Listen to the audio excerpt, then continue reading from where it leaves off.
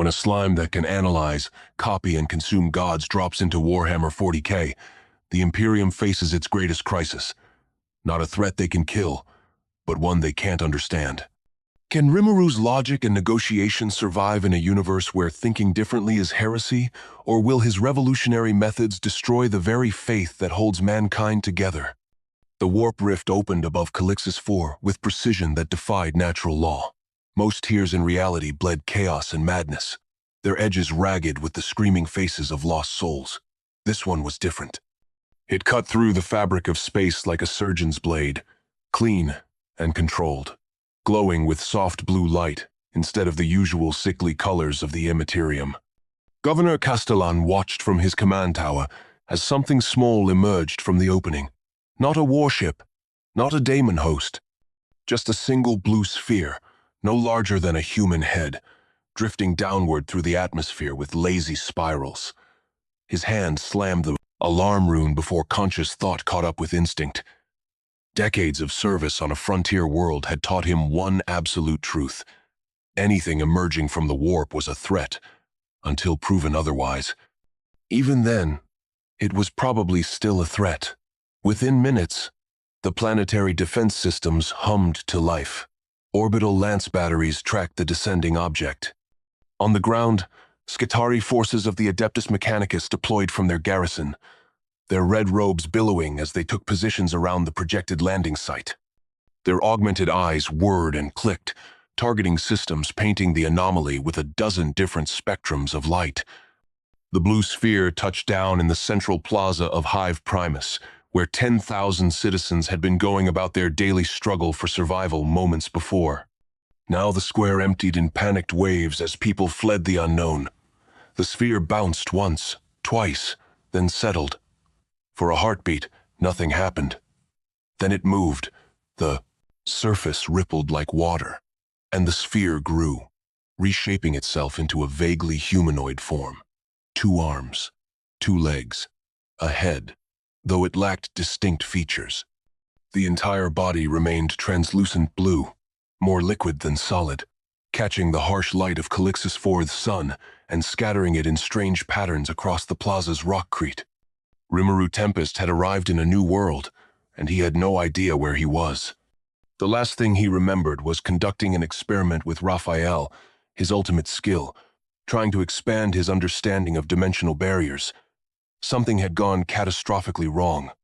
The voice of the world, that absolute authority that governed his reality's rules, had stuttered. For just an instant, the laws of physics had hiccuped, and Rimuru had fallen through the gap between universes. Now he stood in a plaza that stank of industrial waste and human desperation, surrounded by buildings that climbed so high they vanished into the smog-choked sky. The Skitarii opened fire without warning or negotiation. Plasma bolts, superheated to temperatures that could melt through tank armor, streaked across the plaza. Each shot hit Rimuru's body dead center, passing completely through his gelatinous form and scorching the rockcrete behind him. He felt them, of course. The heat registered. The kinetic impact pushed against his mass. But pain, damage, his body simply flowed around the attacks, reforming instantly. He raised his hands in what he hoped was a universal gesture of peace. "Wait, please," Rimuru called out, his voice carrying clearly despite having no visible mouth.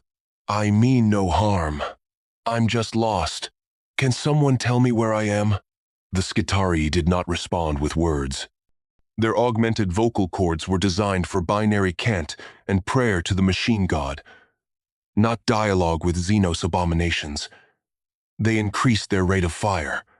Explosive rounds joined the plasma, detonating against Rimuru's body in flowers of flame and shrapnel. Still he stood, unharmed, increasingly confused by the hostility.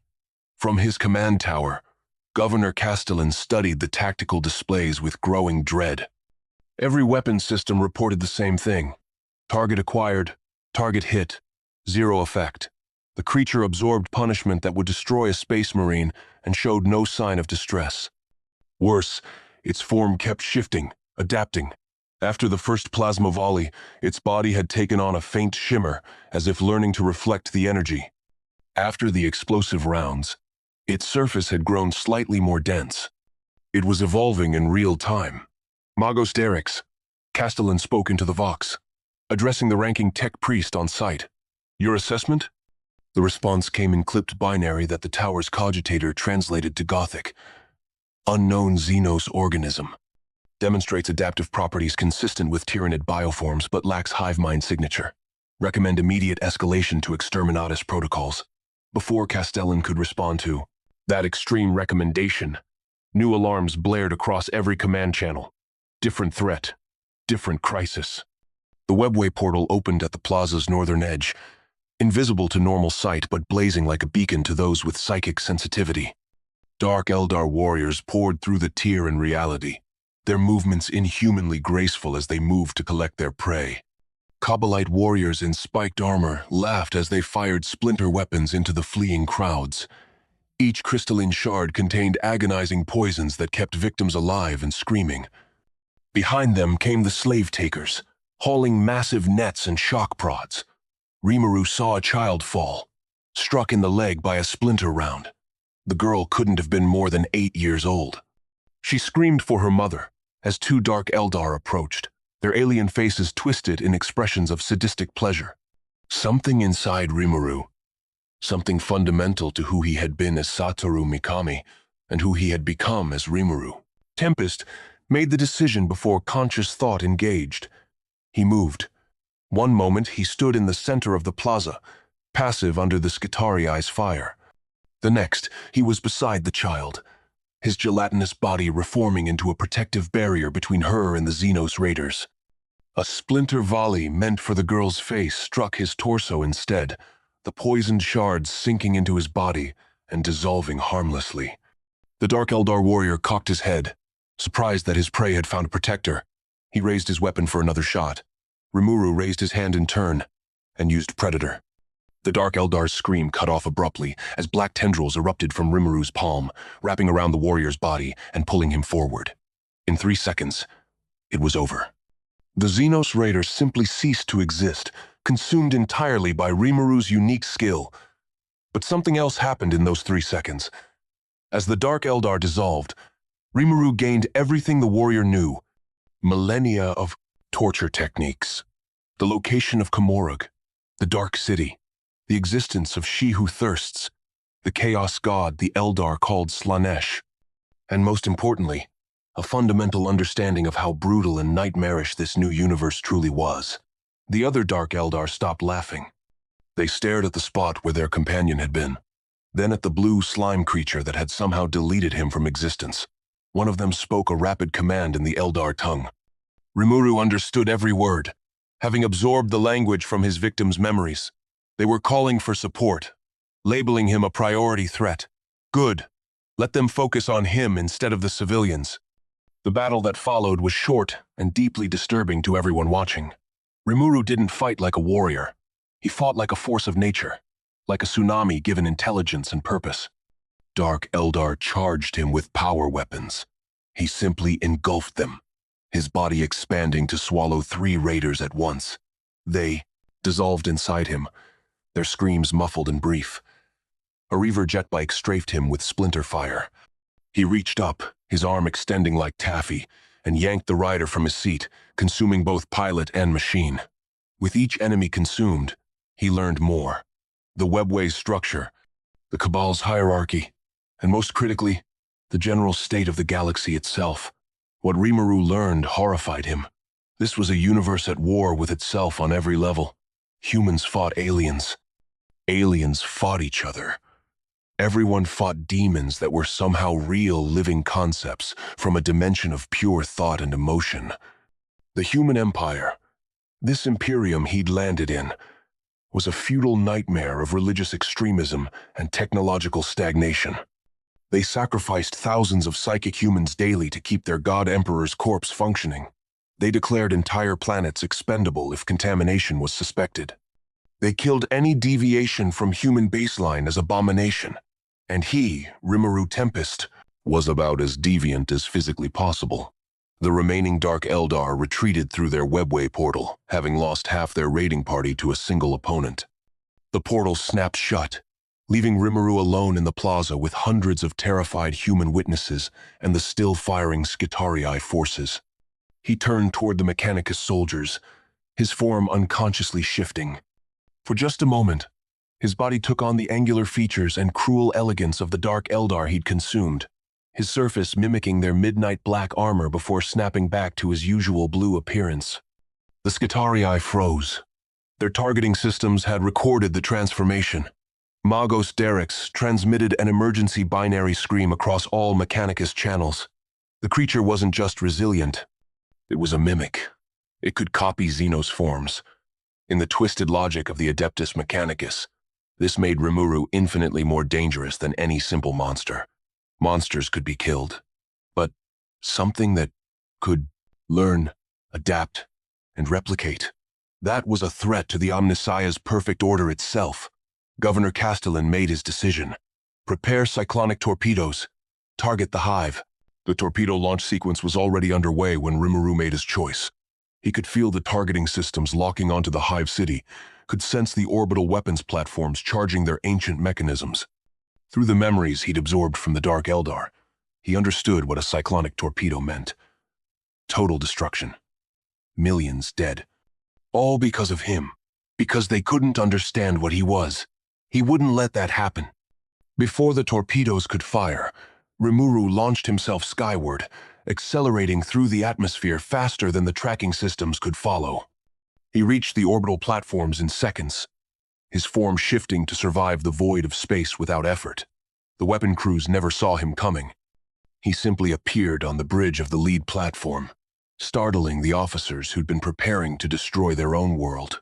"Stop," Rimuru said, his voice somehow carrying in the vacuum-sealed environment.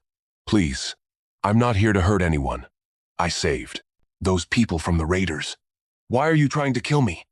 The platform commander reached for his bolt pistol, but Rimuru was already reading his mind, not invading it, but simply listening to the surface thoughts that all humans broadcast. Fear, duty, absolute conviction that anything non-human must die. The weight of doctrine that had been hammered into this man since childhood. Rimuru saw it all and understood with sudden clarity that he couldn't win this through force. These people were trapped in their own fear, their own rigid thinking. He needed to find someone who could see past the programming. That someone arrived 3 hours later in a black ship that seemed to drink in light rather than reflect it. Inquisitor Vakarian of the Ordo Xenos had been traveling through the sector when word of the anomaly reached him.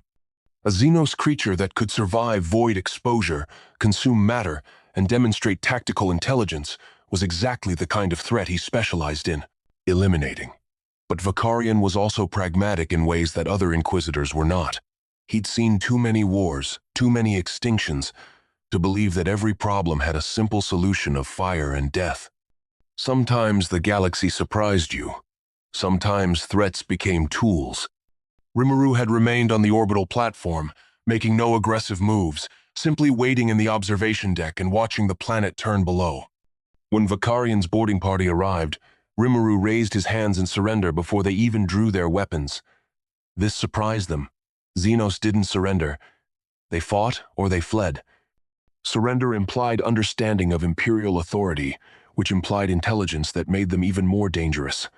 Vakarian himself entered the observation deck, flanked by a full squad of Tempestus scions, elite soldiers whose hellguns could punch through ceramite. He was a tall man, his face crisscrossed with scars from a lifetime of hunting alien threats, his augmented eye whirred as it focused on Rimuru, running threat assessments that all came back with the same conclusion. "Unknown.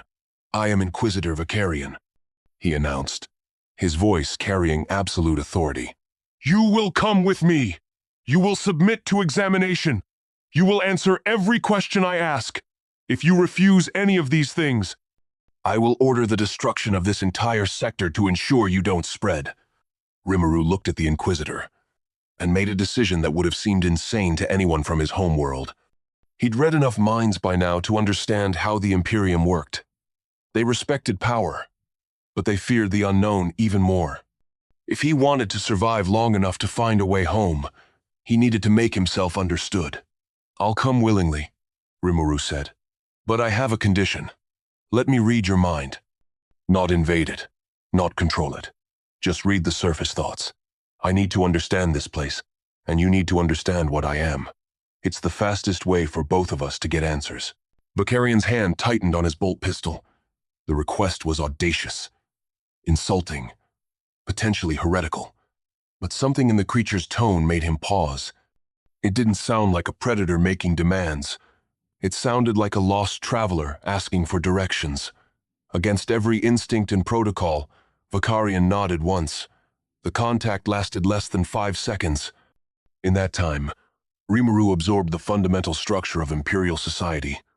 The Emperor, the Imperium, 10,000 years of slow decay, chaos, the 4 gods of corruption that fed on emotion itself, the Tyranids, a swarm of aliens that consumed whole worlds, the constant war on every front, against every enemy, with no end in sight.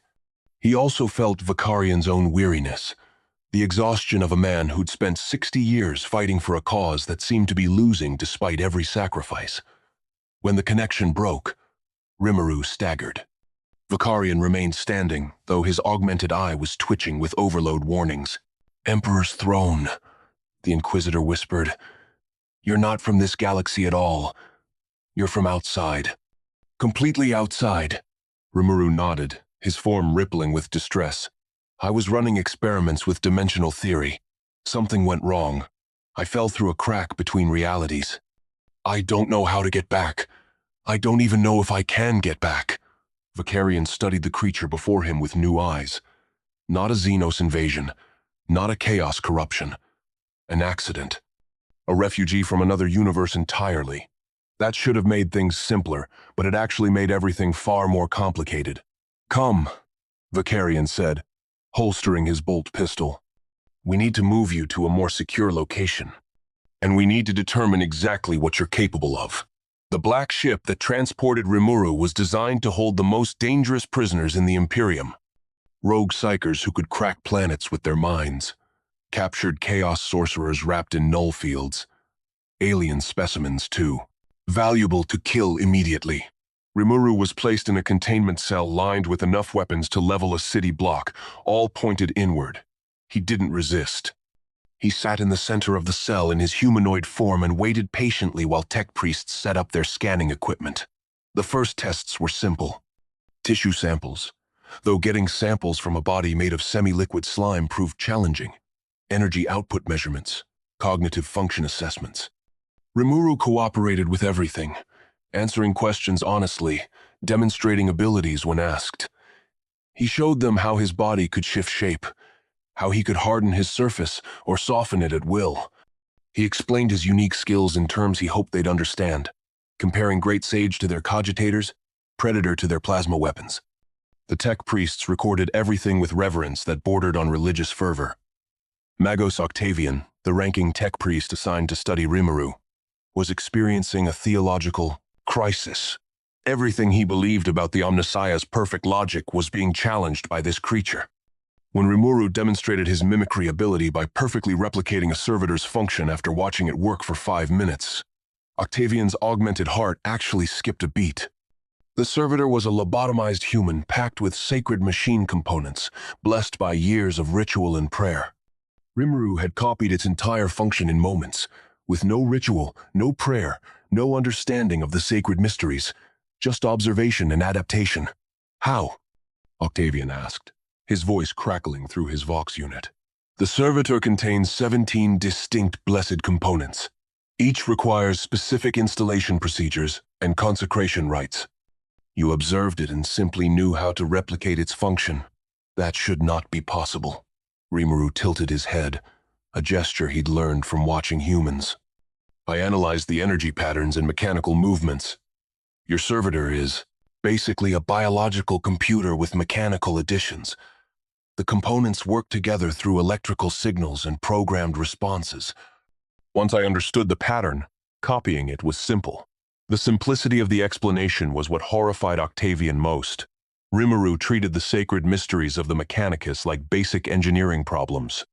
He'd looked at a servitor, a miracle of the Omnissiah's gifts, and seen nothing but wires and meat arranged in efficient patterns. Worse, he'd been able to replicate it better than the original, his version running smoother because he'd optimized the energy flow without even trying. If this creature could do that with a simple servitor, what could he do with more complex technology? What if he observed a Titan, an entire Forge world? The possibilities were as endless as they were terrifying. Inquisitor Vakarian watched the tests from an observation chamber, his expression unreadable. He'd already made his decision but hadn't shared it with anyone yet. The creature called Rimuru represented either the greatest threat to Imperial stability in 1,000 years, or the greatest asset, possibly both simultaneously. The problem was determining which aspect outweighed the other.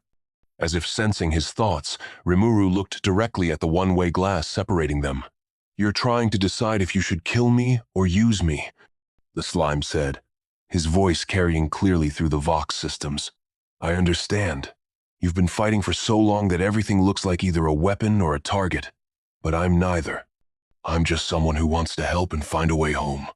Before Vakarian could respond, alarms screamed through the black ship. Red emergency lighting flooded the corridors. The Vox channels erupted with panicked voices, all saying the same thing.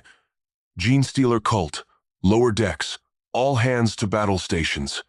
The infestation must have been growing in the ship's depths for months, hiding in the forgotten spaces between the engine rooms and the prison levels.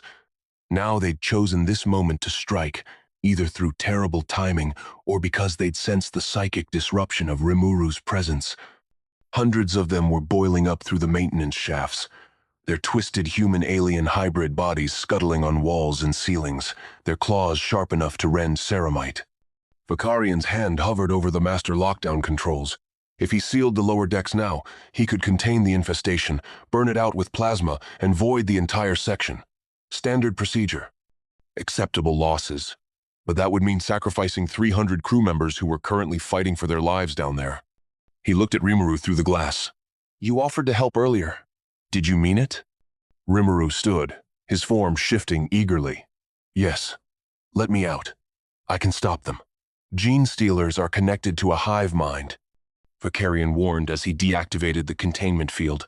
"They're not individuals. They're extensions of a greater will that spans light years. Even if you kill everyone on this ship, more will come." Rimuru's form rippled with what might have been a smile. "Then I'll just have to cut the connection." They moved through the ship's corridors at combat speed, Vakarian and his Tempestus scions in perfect tactical formation, Rimuru flowing along the walls and ceiling like living water.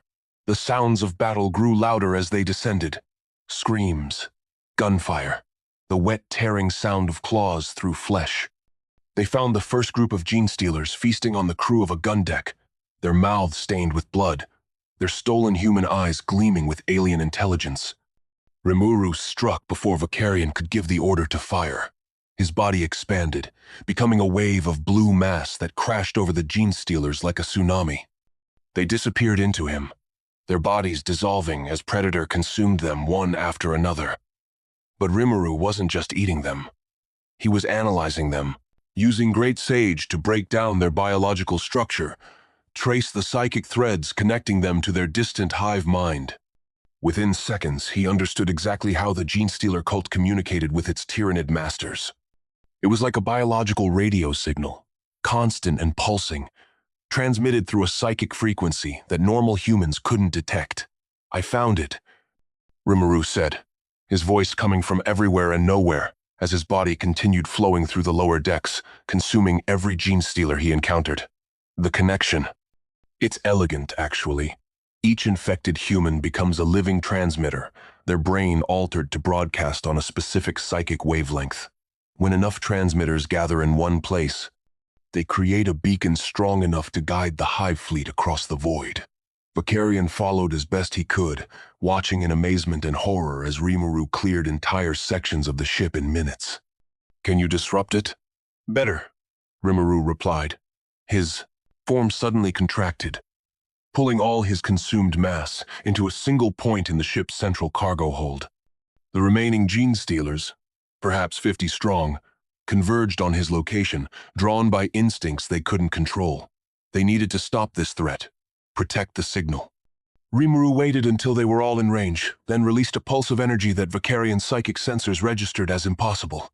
It was like Rimuru had mimicked the hive mind's frequency exactly, then broadcast a cancellation wave, the psychic equivalent of noise-canceling technology. The Gene Stealers stopped dead. Their connection to the hive mind didn't just weaken, it severed completely. They stood confused, their stolen intelligence no longer bolstered by the vast consciousness of the Tyranid swarm. Some attacked each other, others simply collapsed, their hybrid bodies unable to function without the guiding will of the hive. Rimuru consumed the last of them quickly, almost mercifully. When it was over, he reformed into his humanoid shape, looking slightly larger than before from all the absorbed biomass. Magos Octavian appeared at Vicarian's shoulder, his augmented eyes blinking in disbelief at the readings his instruments showed. Inquisitor, that should not have been possible. The hive mind's psychic signature is one of the most powerful forces in the galaxy. Even the Emperor's psychic might struggle to block it completely. This creature simply analyzed it and turned it off like deactivating a Vox unit. Vicarian nodded slowly, his mind racing through the implications. Rimuru hadn't just killed the Gene Stealers. He demonstrated the ability to understand and counter the Tyranid hive mind itself after minutes of exposure. If that capability could be scaled up, if it could be applied to an entire hive fleet, the strategic value would be beyond measure. I traced the signal back to its source, Rimuru said, interrupting Vicarian's thoughts. There's a splinter fleet heading toward this sector. Not a huge one, maybe 20 bioships, but enough to consume a dozen worlds. They were following the beacon from this ship. I shut it down, but they're still coming. They'll arrive in about 8 days. Vicarian felt the weight of command settle heavier on his shoulders. This was the moment. The decision point. He could report Rimuru to the High Lords. Let them make the call. Standard procedure. But by the time the bureaucracy made a decision, the splinter fleet would be here. Millions would die while administrators debated policy. How certain are you that you disrupted their connection?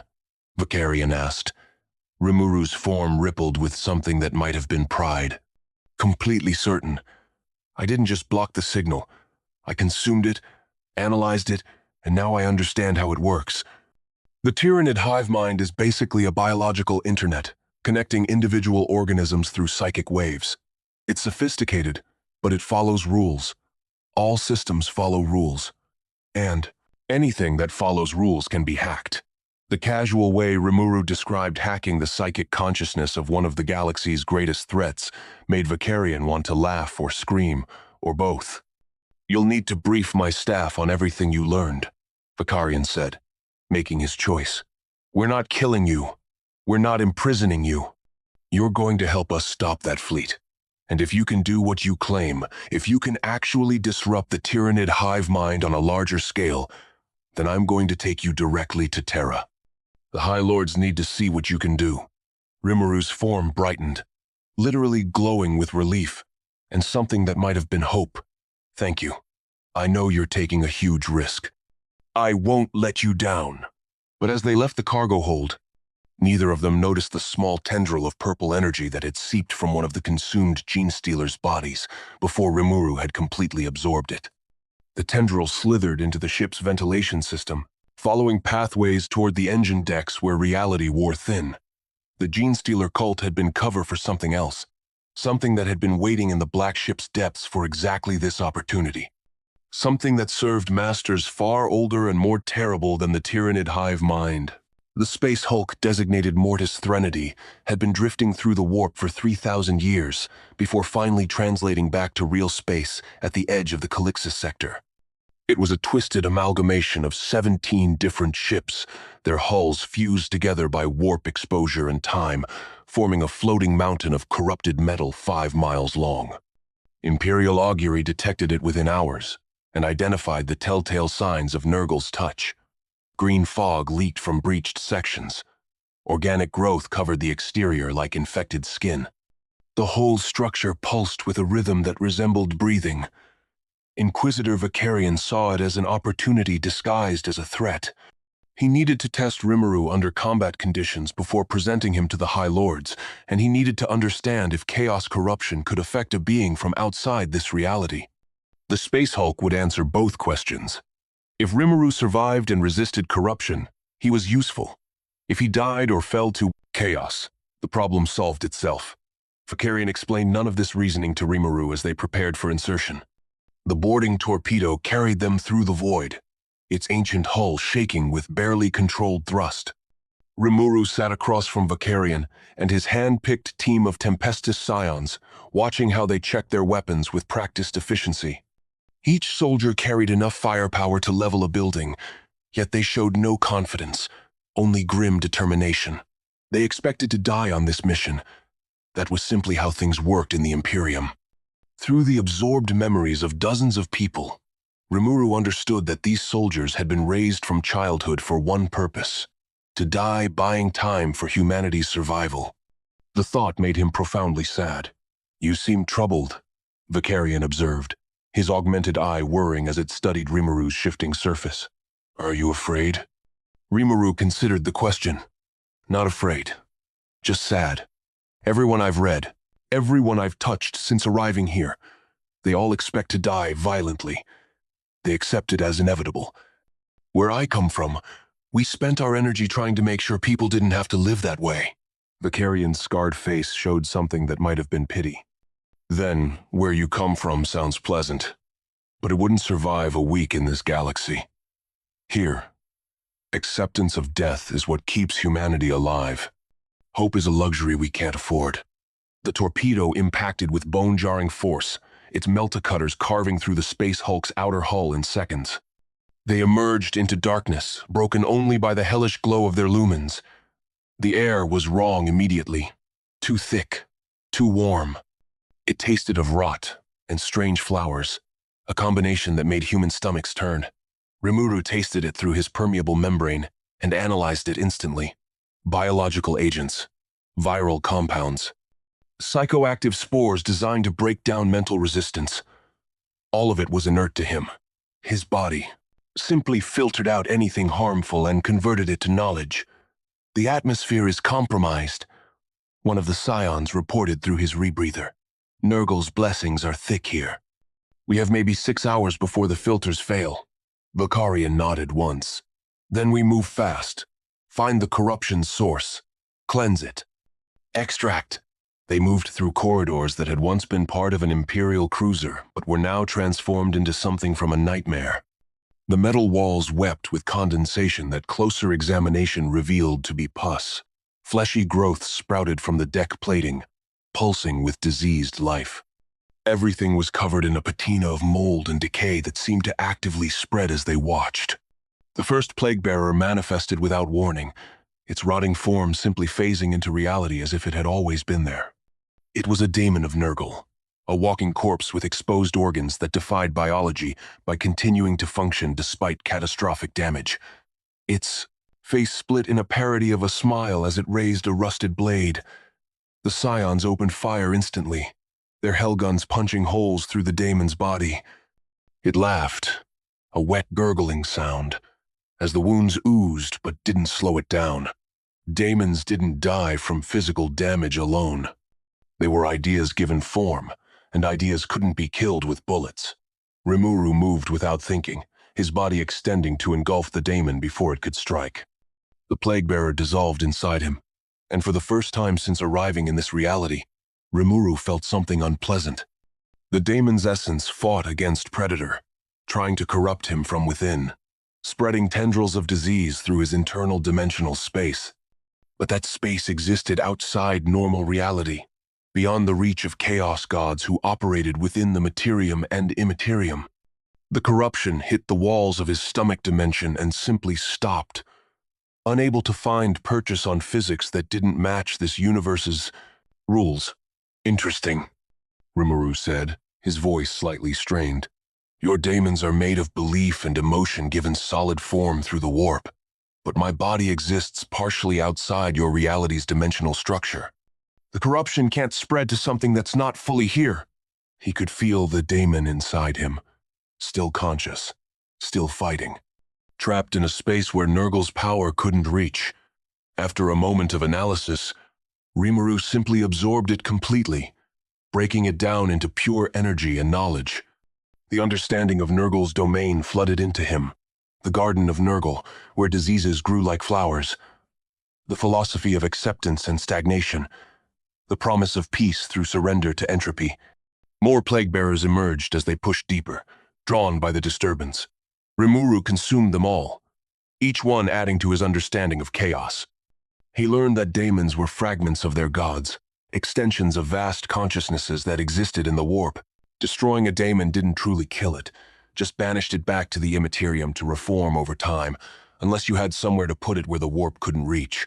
Rimuru's stomach qualified. Each daemon he consumed stayed consumed, truly destroyed rather than temporarily banished. The implications were staggering, but there was no time to discuss them. They reached the heart of the corruption an hour into their mission. A massive chamber that had once been the ship's chapel now served as a shrine to Nurgle. The walls breathed. The floor squelched with each step, covered in a carpet of infected flesh that had once been the crew. At the chamber's center stood an altar made of bodies, and upon that altar sat a greater daemon of Nurgle. Bolgrath the Eternal looked like a grandfather rendered in disease and rot. His body was immense, 3 times human height, covered in boils that wept constantly. His single eyes studied them with ancient intelligence, while his mouth split in a grandfatherly smile that revealed teeth made of crystallized plague. "Welcome, little ones," Bolgrath said, his voice somehow warm despite the horror of his appearance. "You have come so far. You must be tired. Grandfather Nurgle sees your suffering. He offers peace, acceptance, an end to pain through the embrace of inevitable decay." The Scions raised their weapons, but Vicarian held up a hand. He wanted to see how Rimuru would respond. The slime stepped forward, his blue form almost comically clean in the chamber of filth. "I've met your kind before," Rimuru said calmly. "Demons that offer easy answers. Power without cost, peace through surrender. The answer is always no." Bolgrath's smile widened. "But you are different, little slime. You already died once, didn't you? I can taste it on you. You were human, then you weren't. You know the truth of transformation, of accepting change. That is Grandfather Nurgle's gift. Why fight the inevitable? All things decay. All things return to the garden. You, who have already transcended death, should understand this better than these slaves to a corpse god." The philosophical attack was more dangerous than any physical assault. Bolgrath wasn't trying to corrupt Rimuru's body. He was trying to corrupt his thinking, find the crack in his worldview where doubt could enter, and there was truth in the daemon's words. Rimuru had died. He had been Satoru Mikami, 37 years old, stabbed by a random criminal on a Tokyo street. He had accepted death and been reborn as something new. He understood transformation and acceptance in ways few beings could. For a moment, just a microsecond, he wondered if the daemon had a point. Then, he remembered Shizu, the woman who had given him his human form, who had spent her life fighting against the unfairness of the world rather than accepting it, who had asked him with her dying breath to save the children, to give them the futures they deserved rather than accepting their fates. He remembered his citizens in Tempest, monsters and humans who chose to build something better rather than accept the violent status quo of their world.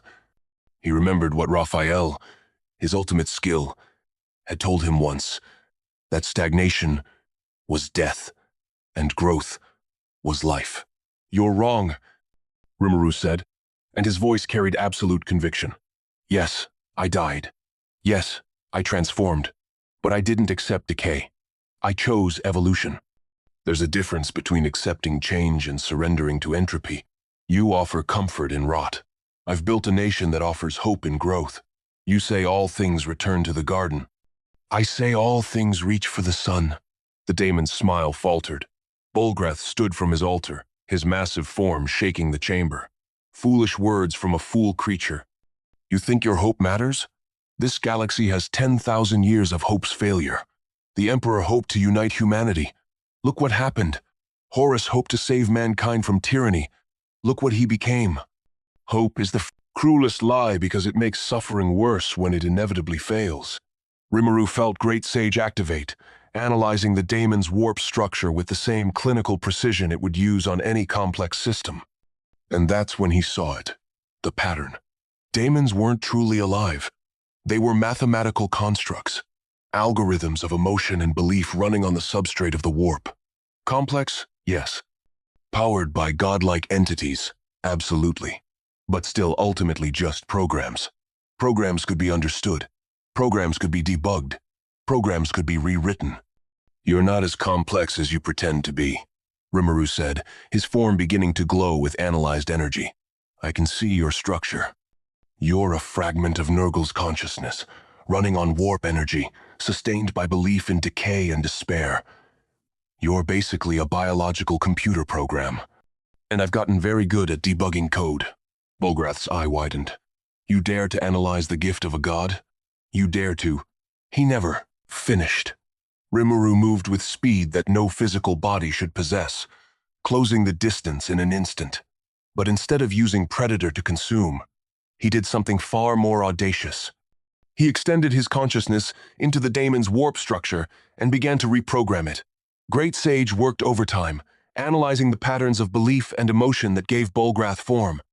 Nurgle's power was vast, but it followed rules. All power followed rules. Disease spread in predictable patterns. Decay followed thermodynamic principles. Even despair operated on psychological algorithms. Rimuru found the core loop, the fundamental code that made Bolgrath function, and introduced a contradiction. He injected the concept of growth into a being made entirely of decay. The two ideas were incompatible at a fundamental level. Something had to give. Bolgrath screamed. It wasn't a sound that should come from any throat. It was the sound of a concept breaking, of mathematics encountering division by zero. The daemon's form began to collapse, not back into the warp, but into itself, the contradiction spreading through its structure like a virus. Nurgle's power tried to reassert control, pouring energy from the warp to stabilize his servant. But Rimuru's introduced contradiction kept spreading, eating through the daemon's coherence faster than it could be repaired. Impossible. Bolgrath howled, his form flickering between solid and ethereal. You cannot unmake a daemon. We are eternal. We are ideas, and ideas cannot die. Rimuru's form pulsed with the strain of maintaining the contradiction. Ideas can't die, but they can evolve. I'm not destroying you. I'm forcing you to grow beyond what you are. And since you're fundamentally built on stagnation, growth is lethal to your existence. The daemon's scream reached a pitch that shattered the infected glass of the chamber's viewing ports. Then, suddenly, silence.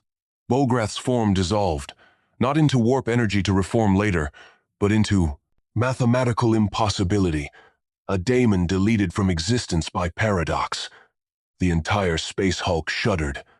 Without the greater daemon maintaining it, the corruption began to recede. The breathing walls stilled. The infected flesh started to dry and crack.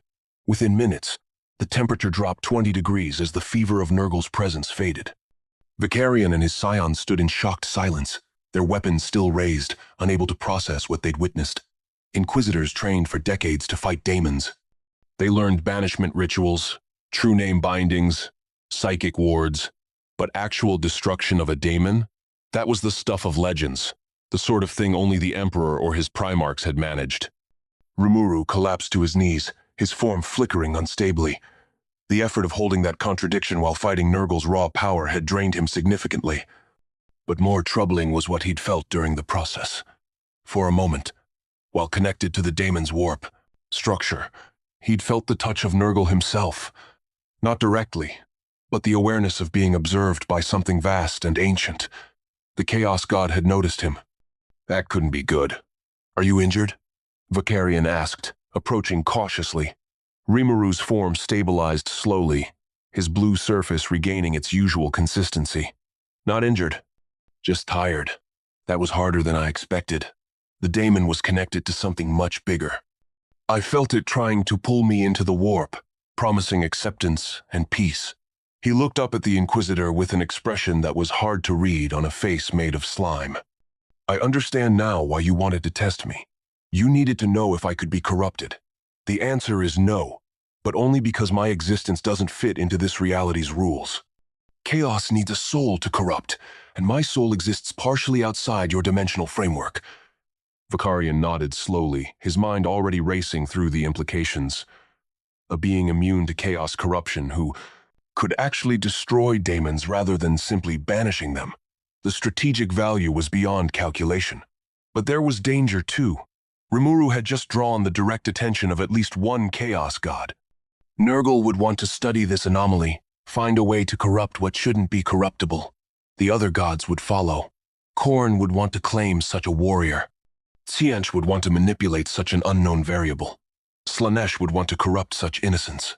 We need to leave, Vakarian said. Now. The corruption is fading, but this hulk is still structurally unsound. And we've attracted attention we don't want. They moved through the dying corridors at double speed, racing back to their insertion point. Behind them, the space hulk groaned and cracked as its warp-sustained structure began to fail.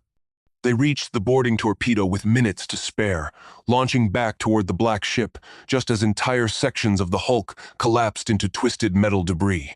On the journey back, Rimuru sat quietly, processing what he'd learned. The Chaos Gods were real. They were powerful.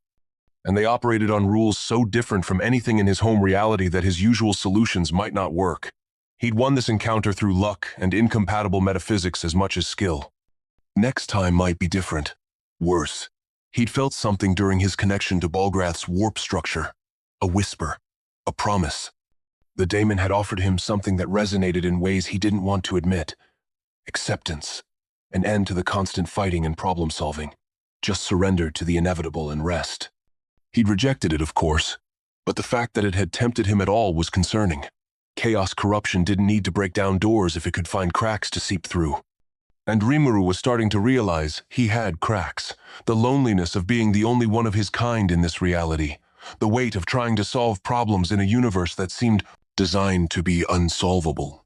The creeping doubt that maybe the Imperium's brutal methods were correct for this brutal galaxy. Inquisitor, Rimuru said quietly, what you said before, about hope being a luxury you can't afford. Do you actually believe that? Vakarian was silent for a long moment. I believe that hope without power is worse than no hope at all. It just prolongs suffering. But power without hope, without some vision of a better future, that's just... He trailed off, unable or unwilling to finish the thought. Rimuru nodded slowly. In my world, I built a nation on the idea that everyone deserves a future worth living. Monsters and humans together. Different species cooperating instead of fighting. It worked because we all chose to believe it could work. This isn't your world, Vakarian said, but there was less certainty in his voice than before. No, Rimuru agreed. But maybe some ideas work in any world. The black ship received them without ceremony. Magos Octavian met them in the docking bay, his augmented eyes blinking rapidly as his sensors analyzed Rimuru. Your energy signature has changed, the tech priest observed. You've been exposed to significant warp corruption, yet show no signs of taint. How is this possible? Rimuru shrugged, a gesture he'd learned from watching humans. Wrong operating system. Chaos is like a computer virus designed for Windows trying to infect a Mac. The code just doesn't run. The technical explanation seemed to calm Octavian, though it raised a dozen more questions. But those questions would have to wait. Vakarian had made his decision. Rimuru had passed the test. He'd fought chaos and won. He'd demonstrated immunity to corruption.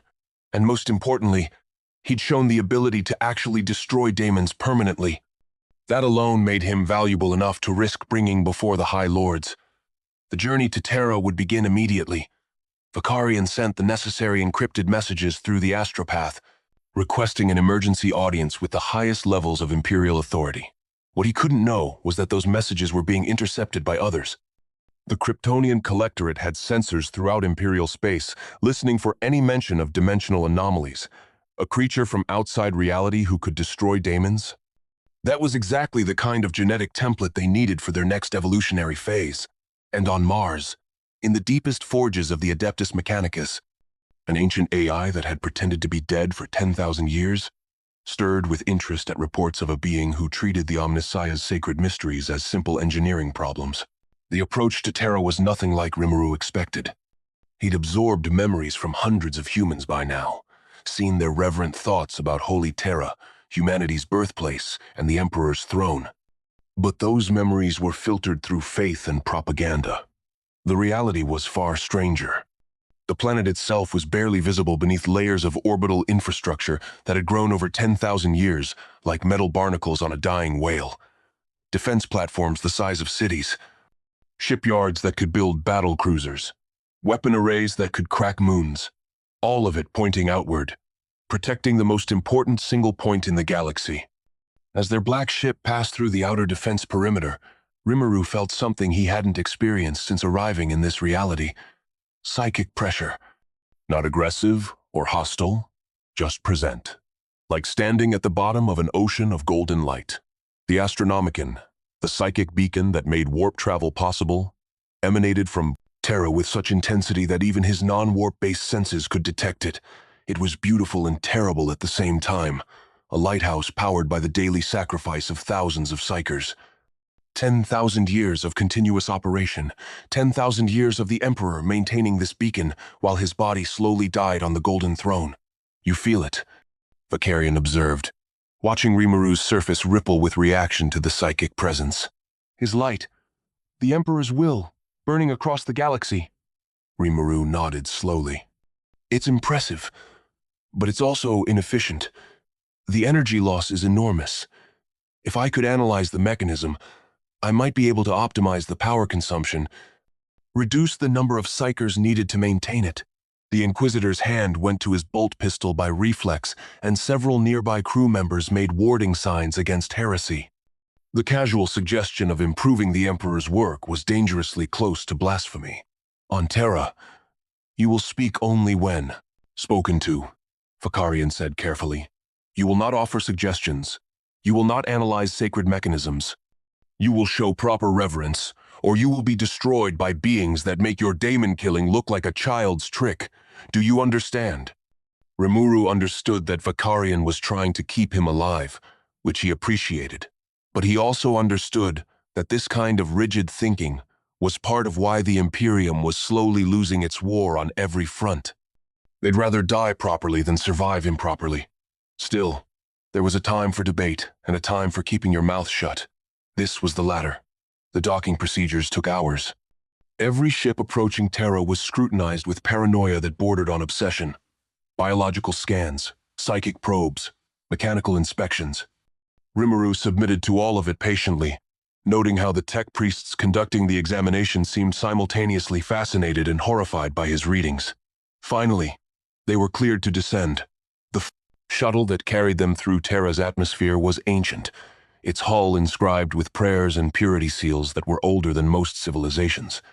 Through the viewport, Rimuru watched the landscape pass below. What had once been Earth's mountains and oceans were now buried under hive cities and industrial complexes that stretched to the horizon. At the center of it all stood the Imperial Palace, and even Rimuru's analytical mind struggled to process its scale. It was less a building and more a continent of architecture, climbing from the planet's surface into low orbit, spires higher than mountains, walls that could withstand orbital bombardment. And somewhere at its heart, the Golden Throne where the Emperor had sat for 10 millennia. They landed in a bay reserved for inquisitorial craft, where a delegation waited. Not human soldiers, but Adeptus Custodes, the Emperor's personal guard. Each stood over 9 feet tall in golden armor that seemed to drink in light and reflect it. Back brighter. These were not space marines, augmented humans serving a purpose. These were the Emperor's companions, each one a work of art and genetic mastery that had never been replicated since their creation. The shield captain who approached moved with grace that belied his armored bulk. His helmet, fashioned to resemble a noble face, regarded Rimuru with expressionless perfection. When he spoke, his voice carried harmonics that suggested psychic undertones. The anomaly will accompany us. The Inquisitor and his retinue will wait here. Vakarian began to protest, but the shield captain's gaze silenced him. There was no negotiation with the Custodes. They served the Emperor directly, and their authority on Terra was second only to the Master of Mankind himself. Rimuru followed the Golden Guardians through corridors that defied comprehension. They walked for what felt like hours, passing through chambers where thousands of pilgrims prostrated themselves before relics, through followed to grounds that hence, armories that held weapons from humanity's golden age, through libraries where the collected knowledge of 10,000 years was carefully preserved. The custodies never spoke to him, never acknowledged his presence beyond ensuring he kept pace. Finally, they reached a door of adamantium, inscribed with symbols that hurt to look at directly. The shield captain stopped and turned to face Rimuru. Beyond this threshold lies the throne room. You will proceed alone. You will show proper respect. The Emperor has deigned to judge you personally, a honor granted to fewer than a dozen beings in the last millennium. Do not waste his attention. The massive door swung open silently despite its obvious weight. Beyond lay a corridor that seemed to stretch into infinity, lined with more custodies standing perfectly still. Rimuru took his first step forward and felt the psychic pressure increase dramatically. It was like walking into a star. The golden light wasn't just illumination, it was conscious. Attention, vast intelligence, focusing on him with the full weight of 10,000 years of experience and power. The corridor terminated in a chamber so large its far walls were lost in shadow. At its center stood the Golden Throne, a mountain of technology and psychic architecture that Rimuru's great sage ability immediately began analyzing despite his best intentions. The machinery was incredible, a fusion of psychic science and mechanical engineering that shouldn't be possible, but it was also failing. He could see the patches, the emergency repairs, the systems running at 200% capacity to compensate for other systems that had broken down centuries ago. And upon the throne sat what remained of the Emperor. The body was barely human anymore. Desiccated flesh stretched over bones, kept alive by machines and sheer psychic will. But the consciousness, that was something else entirely. Rimuru felt it press against his mind, not invasive but curious, testing his boundaries. With the care of a surgeon examining a patient, the communication came not in words but in concepts. Ideas too complex for language but perfectly clear in their meaning.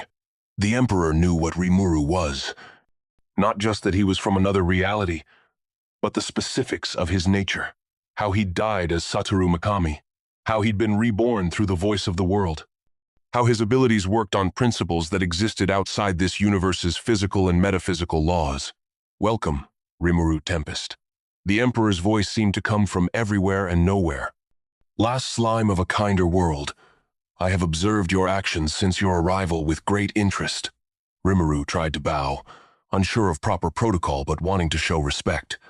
Thank you for seeing me, Emperor. I know you're busy. I've felt the Astronomicon. The amount of concentration required to maintain it while also running your empire must be immense. There was something that might have been amusement in the Emperor's response. You speak to me as one would address an overworked administrator rather than the master of mankind. Refreshing. Tell me, Rimuru Tempest, what do you see when you look upon my Imperium? The question was a trap. Rimuru knew it instinctly. Any answer would reveal his true thoughts, his judgment of this civilization. But he also sensed that the Emperor already knew what he thought, had plucked it from his surface thoughts the moment he entered the chamber. Lying would be pointless. I see people trying desperately to survive against impossible odds. I see a system that's slowly breaking down despite everyone's best efforts. I see faith used as a tool to maintain order, because there's no other option left. And I see inefficiency everywhere, not because people are stupid, but because questioning anything has become too dangerous. The chamber seemed to hold its breath. The custodies flanking the throne remained perfectly still, but Rimuru sensed their readiness to strike him down, if the Emperor commanded. But the response that came was not anger. It was satisfaction. You see clearly. The Imperium is indeed dying, slowly enough that most don't notice the decline, but dying nonetheless. When I first unified Terra and launched the Great Crusade, I had a vision of humanity elevated, freed from superstition, and empowered by reason.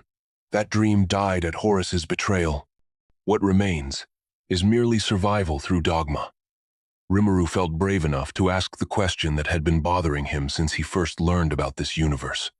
If you know the system is broken, why not fix it? You're the Emperor. Your word is absolute law. You could change things. The response carried 10,000 years of bitter experience. Could I? I sit upon this throne, barely alive, maintaining the astronomicon that allows humanity to survive. If I were to die, the beacon would fail, warp travel would become impossible, and the Imperium would fragment into 1,000,000 isolated systems, each to be consumed by enemies that would show no mercy. I cannot risk reform when extinction is the price of failure.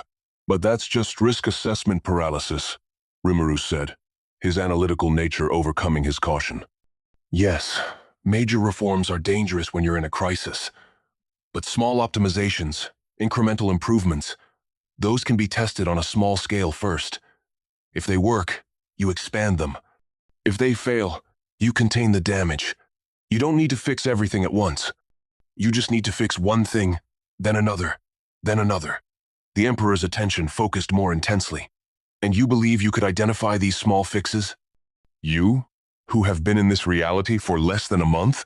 I've consumed and analyzed hundreds of your people's memories, Rimuru replied. I've studied your technology, your enemies, your social structures, and yes, I've found dozens of inefficiencies that could be addressed without requiring major upheaval.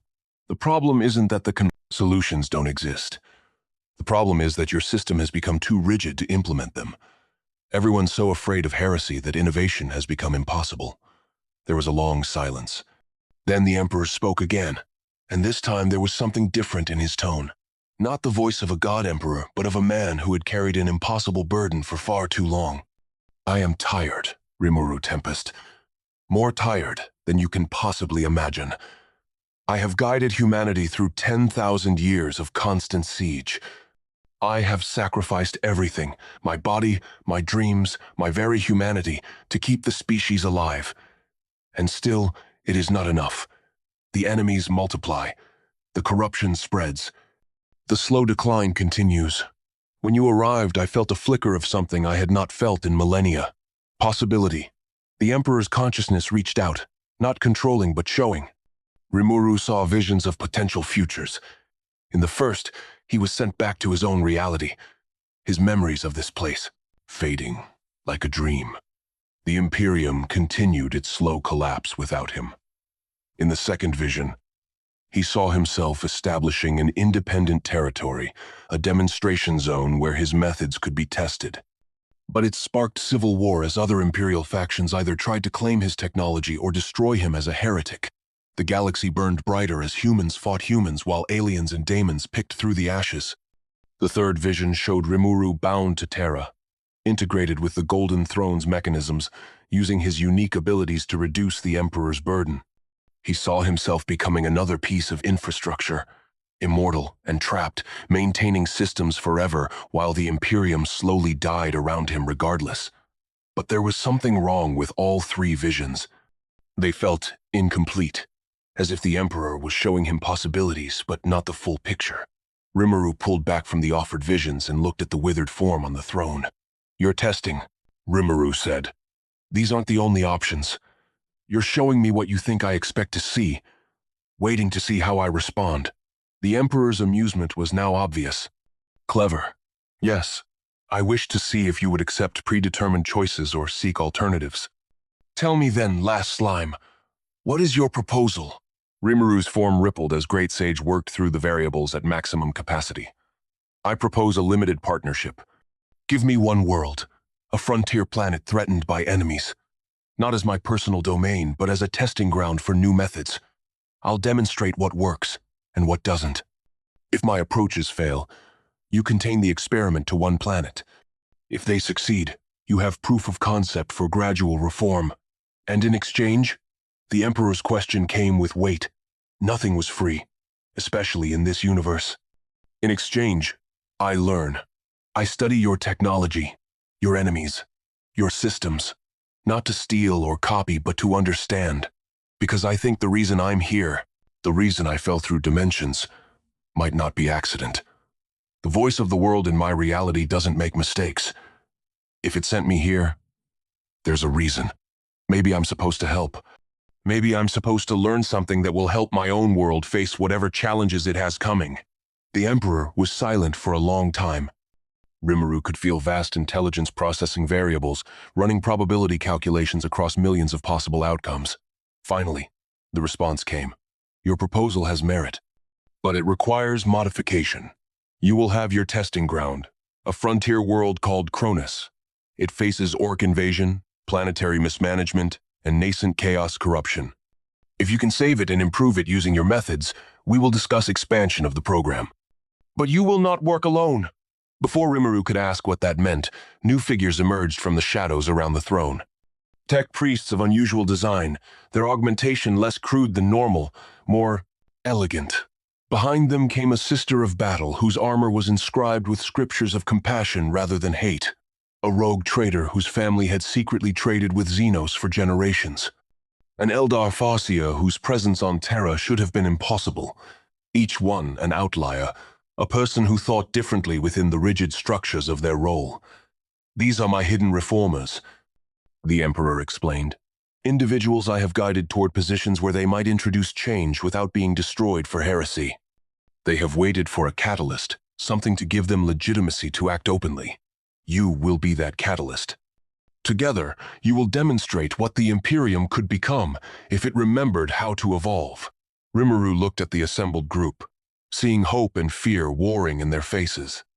They'd lived their entire lives hiding their true thoughts, pretending to conform while secretly believing there had to be better ways. Now they were being offered the chance to try, with an alien slime as their shield against accusations of heresy. 100 years, the Emperor said. That is the time frame I grant you. Prove your methods in that span, or this experiment ends. I will monitor your progress. I will protect you from internal threats where possible, but I cannot guarantee your success or your survival. The galaxy is harsh, and it punishes innovation as often as it rewards it. Rimuru felt the weight of the commitment settle on him. 100 years was nothing to his potentially immortal lifespan, but it was an eternity in a galaxy at war. Still, it was better than the alternatives, better than going home without helping, better than becoming trapped infrastructure. Better than sparking civil war. I accept, Rimuru said, but I have one condition of my own.